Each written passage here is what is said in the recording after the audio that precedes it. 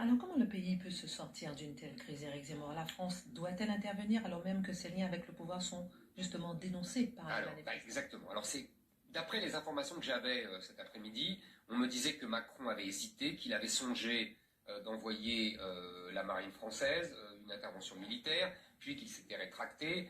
Apparemment, c'est lui qui a fait pression sur le président pour que l'opposant soit immédiatement libéré.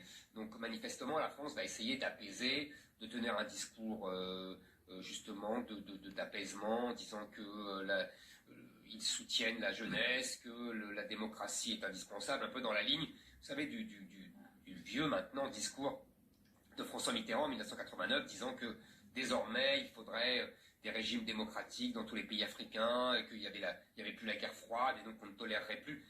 En vérité, ce discours a vieilli, c'est-à-dire que le double discours français se voit. D'un côté, on fait des beaux discours sur la démocratie, et de l'autre, on soutient bien souvent des tyrans, dictateurs, corrompus, etc. La France devrait se mettre au clair avec sa politique africaine. On est en train de se mettre à dos toute la jeunesse de ces pays parce qu'on est identifié aux vieux tyrans corrompus, vous voyez, qui refusent de passer la main, etc.